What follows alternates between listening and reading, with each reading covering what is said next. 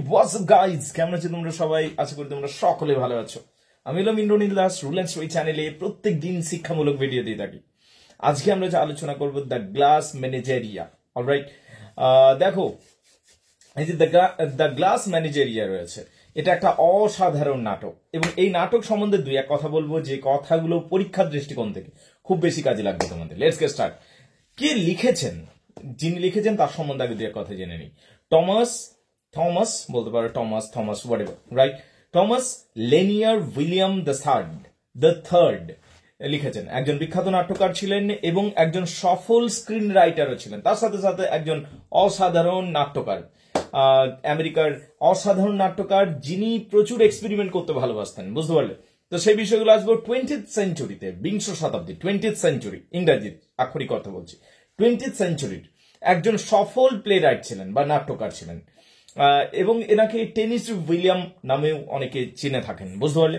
তিনি নাটকের মধ্যে এক্সপেরিমেন্ট করতে পছন্দ করতেন। কি পছন্দ করতেন? এক্সপেরিমেন্ট, অভিজ্ঞতা। বুঝতে পারলে? এক্সপেরিমেন্ট মানে বিভিন্ন ধরনের পরীক্ষা নিরীক্ষা। যেরকম ধরো নাটকের সেট আপ থাকে সেইটাই রাখতে হবে, সেটাতে তিনি বিশ্বাস করতেন না। তিনি বিভিন্ন ধরনের পরীক্ষা নিরীক্ষা করতেন এবং সত্যি কথা বলতে কি, যত বেশি তুমি পরীক্ষা করবে তত বেশি নতুনত্বকে খুঁজে পাওয়ার সম্ভাবনা থাকবে। তো এখানে আমরা দেখতে পাই যে যিনি নাট্যকার ছিলেন, তিনি প্রচুর এক্সপেরিমেন্টেটিভ ছিলেন বা এক্সপেরিমেন্ট করতে ভালোবাসতেন। ঠিক আছে? মূলত এই এক্সপেরিমেন্টের প্রকৃতির জন্য ওনাকে মডার্ন থিয়েটারে একটা বিশেষ স্থান দেওয়া হয়েছে। বুঝতে পারলে? এবং বিশেষ সম্মানের সাথেও দেখা হয়। এমনকি প্লাস্টিক থিয়েটার, এই যে প্লাস্টিক থিয়েটারের কনসেপ্টটা মূলত তারই দেওয়া। আমরা যে আজকে প্লাস্টিক থিয়েটারের কনসেপ্ট পেয়েছি, মূলত এনারই দেওয়া। ঠিক আছে? টমাস লেনিয়ান উইলিয়াম দ্য থার্ডের দেয়া বা টেনিসি উইলিয়ামের দেয়া। বুঝতে পারলে? Plastic theatre. এখন এই নাটকটা পড়তে গেলে প্লাস্টিক থিয়েটার একটু ধারণাটা জেনে নেওয়া যাক, বা প্লাস্টিক থিয়েটার কি। এক কথায় জেনে নেওয়া যে প্লাস্টিক থিয়েটার কি বা কাকে বলা হয় প্লাস্টিক থিয়েটার।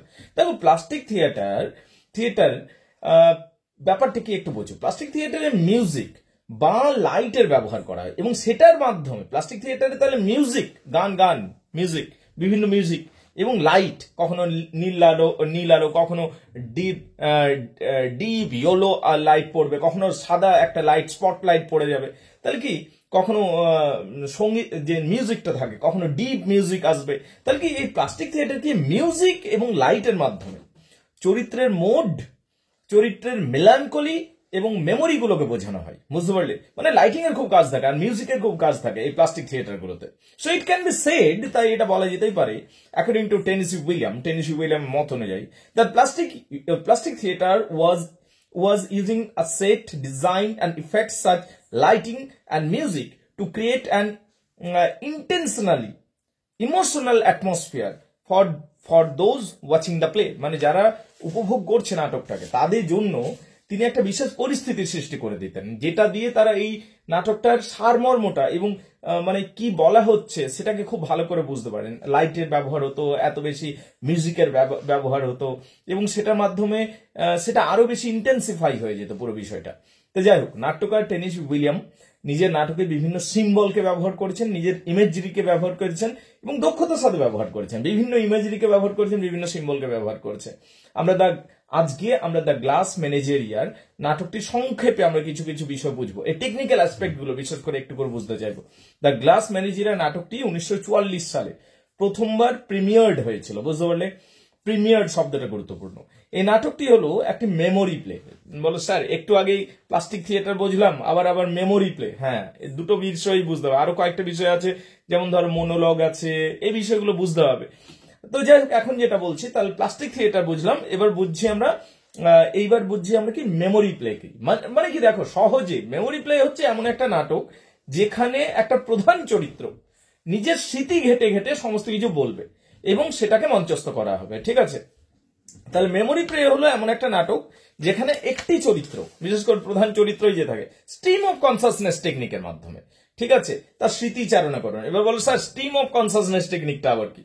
মানে ধরো একটা চিন্তা তুমি করে যাচ্ছ, অতীতের কোনো চিন্তা, সেখান থেকে আরো হিজিবিজি বিভিন্ন চিন্তা বার হতে থাকবে। ভার্জিনিয়া উলফের যদি নাম শুনে থাকো, জেমস জয়েসের নাম যদি শুনে থাকো, স্ট্রিম অফ কনসাসনেস টেকনিকের সাথে এনাদের নামগুলো বিশেষভাবে জড়িত। তো এক্ষেত্রে স্ট্রিম অফ কনসাসনেস টেকনিক রয়েছে। এক কথায় ধরে নাও, এটা এমন এক ধরনের নাটক যেখানে একজন ব্যক্তি বা একজন প্রধান চরিত্র মূলত হয়ে থাকে, তিনি অতীতের বিষয়গুলো ভাববেন এবং সেই বিষয়গুলো বারবার সামনে উঠে আসবে এবং সেই বিষয়ের মাধ্যমে আমরা পুরো নাটকটাকে দেখতে পাবো বা পুরো নাটকটা সেইভাবে মঞ্চস্থ হবে। ঠিক আছে, এবং কি এর সাহায্য নিয়ে স্মৃতিচারণা করবেন এবং সেই স্মৃতিচারণা বা মেমোরি থেকে পুরো নাটকটি আস্তে আস্তে মুভ করবে বা এগিয়ে যাবে। এ memory play is a play in which a lead character narrates the events which are drawn from the character's memory। তাহলে একজন লিড ক্যারেক্টার স্মৃতিচারণা করবেন এবং সেখান থেকে নাটকটা আস্তে আস্তে এগিয়ে যাবে। এবার এই নাটকের শিরোনামটি, মানে যে নামটা, টাইটেলটা দিয়েছে, সেটা একবার দেখে নেওয়া যাক। নাটকের নাম হলো দ্য গ্লাস ম্যানেজেরিয়া। গ্লাস মানে কি? কাঁচ, রাইট? গ্লাস ম্যানেজেরিয়া মানে কি জানো? আসলে আক্ষরিক অর্থে যদি দেখতে যাও, কিছু দুর্লভ প্রাণী বা কিছু বন্য প্রাণী যাদের বন্দি করে রাখা হয় একটা জায়গাতে, কিসের জন্য? প্রদর্শনীর জন্য। এইটা হলো ম্যানেজেরিয়া। এবার কাঁচের মধ্যে দেখবে এইরকম কখনো কখনো কি হয়, কোন প্রাণীকে রেখে দেয়া হয়েছে সেই ছোট্ট একটা সাজানোর জন্য, তো সেইটা হচ্ছে গ্লাস ম্যানেজেরিয়া। সম্পূর্ণ নাটক পড়লে আমরা খুব সহজেই এর যে শিরোনামটা যে কতটা গুরুত্বপূর্ণ সেটা আমরা বুঝতে পারবো। মূলত পুরো নাটকটা না এই গ্লাস ম্যানেজেরিয়ার আশেপাশেই ঘুরেছে পুরো বিষয়টা। এখন প্রশ্ন হতে পারে, এখন পরবর্তী প্রশ্নে যদি আসি যে স্যার এই যে নাটকটি রয়েছে, এই নাটকটির মধ্যে কোনো কি আত্মজীবনীমূলক উপাদান রয়েছে? হ্যাঁ, নিশ্চিতভাবে এখানে প্রচুর আত্মজীবনীমূলক উপাদান রয়েছে। মূলত প্রত্যেকটি চরিত্র, যিনি নাট্যকার রয়েছেন, নাট্যকারের আসল জীবন থেকে অনুপ্রেরিত হয়েছে। বুঝতে পারবে, এখানে যতগুলো চরিত্র রয়েছে আসল জীবন থেকে কিন্তু অনুপ্রেরিত হয়েছে। নামগুলো সামান্য পরিবর্তন করে দেওয়া হয়েছে, কিন্তু বাস্তবিক জীবনেও এইরকম চরিত্রগুলোর উপস্থিতি লক্ষণীয়। আমরা যদি ওনার লাইফকে দেখি, বায়োগ্রাফিকে দেখি, তাহলে কিন্তু দেখতে পাবো যে রয়েছে। তবে এই নাটক পড়তে গেলে মনোলগ ব্যাপারটিকেও তোমাকে ভালো করে জেনে নিতে হবে। What is monologue? তার কারণ মনোলগ রয়েছে এবং মনোলগ গুলো খুব গুরুত্বপূর্ণ আবার, তবে গিয়ে তুমি পুরো ব্যাপারটা বুঝতে পারবে। মানে ধরো নাটক চলছে, নাটকের মধ্যে একটা কোনো চরিত্র অনেকক্ষণ ধরে স্পিচ দিয়ে যাচ্ছে এবং সেই স্পিচটা একা ধরে নিতে হবে যে একা বলছেন, এবং সেই বক্তার বক্তব্যের মধ্যে আমরা অনেক কিছু বুঝতে পারছি, এটা হচ্ছে মনোলগ। তাহলে মনোলগ ব্যাপারটা কিন্তু জেনে নেওয়া দরকার। Monologue is a long speech by an actor. কোন একজন অ্যাক্টর একটা লম্বা চৌড়া স্পিচ দেবেন in a play or film, কোন ফিল্মে বা কোন প্লেতে, as a part of the theatrical or broadcast programme. বুঝতে পারলে? অর্থাৎ নাটকের কোন চরিত্র নাটকের কথক হিসাবে দর্শকের সামনে কোনো বক্তব্যকে বা বার্তাকে তুলে ধরবেন, এটাই হচ্ছে মনোলগ। এক কথায় বললাম, নাটকের টম নিজের পরিচয় রাখবেন এবং দর্শক বৃন্দকে জানিয়ে দেবেন যে নাটকটি তার স্মৃতি দিয়ে রচিত বা তার স্মৃতি দিয়ে তৈরি। এইভাবে আমরা পুরো নাটকটাকে দেখতে পাবো। এবার এই যে নাটকটা রয়েছে, নাটকটা সম্বন্ধে আরো দু এক কথা আমি বলতে চাইবো, হুইচ ইজ কোয়াইট ইন্টারেস্টিং। বুঝতে পারলে? আমরা যদি বলি যে এটা কখন স্টেজড হয়েছিল, মানে মঞ্চস্থ হয়েছিল কিনা, দেখো the glass menagerie open on a Broadway in the playhouse থিয়েটারে মার্চের 31 তারিখে 1945-এ 1945 মার্চ 31 প্লে হাউস থিয়েটারে এটা মঞ্চস্থ হয়েছিল। প্রশ্ন আসতে পারে যে কোন থিয়েটারে মঞ্চস্থ হয়েছিল? প্লে হাউস থিয়েটারে মার্চ 31 মার্চ 1945-এ, প্লেড দেয়ার আনটিল জুন 29, 1946। বুঝতে পারলে? এবং তারপরে এটাকে রয়্যাল থিয়েটারে মঞ্চস্থ করা হয়েছিল এবং তারপর তো বহু জায়গায় মঞ্চস্থ হয়েছে, কিন্তু প্রথমে কোথায় মঞ্চস্থ হয়েছিল এটাকে একটু মনে রাখতে হবে। ঠিক আছে? এবং প্রিমিয়ার্ড কোথায় হয়েছিল? চিকাগো শহরে 1944 সালে। এগুলো কিন্তু একটু মনে রাখার বিষয়, এগুলো কিন্তু তোমাকে মনে রাখতে হবে। ঠিক আছে? চরিত্রগুলো সম্বন্ধে এক দু লাইন কথা বলবো, তাহলে বুঝতে পারবে। আমান্ডা উইংফিল্ড, প্রথমে যে চরিত্রটি পাবে আমান্ডা উইংফিল্ড, ইনি হলেন মা চরিত্র। বুঝতে পারলে? এখানে টম এবং লরার মা আমান্ডা উইংফিল্ড, তার যৌবন খুবই সুন্দর ছিল, একটা গোল্ডেন লাইফ ছিল। পরবর্তী সময়ে একজন মানুষকে বিয়ে করেন এবং সেখান থেকে কিছু গন্ডগোল হয়। আমান্ডা উইংফিল্ড এমন একজন মহিলা যিনি কিন্তু মূলত নিজের ছেলে মেয়েকে ভালোবাসেন, কিন্তু অ্যাবান্ডন্ড বাই হার হাজব্যান্ড, কিন্তু তার হাজব্যান্ড তাকে ছেড়ে দিয়ে চলে গেছেন এবং তিনি নিজের দায়িত্বে ছেলে মেয়েদের বড় করছেন এবং প্রচুর অ্যাডভার্স ফাইন্যান্সিয়াল কন্ডিশনের মধ্যে দিয়ে যাচ্ছেন, প্রচুর অর্থনৈতিক দুরবস্থার মধ্যে দিয়ে যাচ্ছেন। এবং এই জিনিসটা আমরা আমান্ডা উইংফিল্ডের মধ্যে দেখতে পাই, মা চরিত্রটা। এখানে টম উইংফিল্ডকে দেখতে পাবো। আমান্ডা উইংফিল্ডের ছেলের নাম হলো টম। এই টম কিন্তু খুব গুরুত্বপূর্ণ চরিত্র। টম কাজ করেন কোথায়? একটা জুতোর ওয়্যার হাউসে কাজ করছেন, জুতোর কারখানাতে কাজ করছেন বা জুতো শু ওয়্যার হাউসে কাজ করছেন, কিন্তু তিনি পোয়েট হতে চান, কবি হতে চান। কেন কাজ করছেন তাহলে? তার কারণ ফ্যামিলিকে সাপোর্ট করার জন্য, ঠিক আছে। But he wants to be a poet, কিন্তু তিনি কবি হতে চান, এক কথাই, ঠিক আছে। বাট এখন ফ্রাস্ট্রেটেড হয়ে আছেন নিজের জব লাইফ নিয়ে, পুরোপুরি ফ্রাস্ট্রেটেড হয়ে রয়েছেন। অন্যদিকে টমের বোন অর্থাৎ এই আমান্ডার মেয়ে, তাহলে আমান্ডার ছেলের নাম হলো টম উইংফিল্ড, আমান্ডার ছেলের নাম হলো টম, এবং আমান্ডার মেয়ের নাম হলো লরা, ঠিক আছে, লরা উইংফিল্ড। ইনি হ্যান্ডিক্যাপ্ট বলতে পারো, বা Amanda's daughter and Tom's elder sister. ইনি হলেন টমের এল্ডার সিস্টার, মানে দিদি, এবং এই আমান্ডার মেয়ে। এ childhood illness has left her with a limb, এবং তাকে ছোটবেলাতে বা শৈশবে তার শরীর খারাপের জন্য তার একটা পা তাকে খুঁড়িয়ে খুঁড়িয়ে চলতে হয়। And she has some mental fragility and inferior complex. সে নিজেকে ছোট ভাবেন, বুঝতে পারলেন? এই যে লরা রয়েছে, লরা, তিনি নিজেকে খানিকটা মানে ইনফেরিয়র মনে করেন। এরপর আরো একটি চরিত্র পাবো, জিম ও কনর।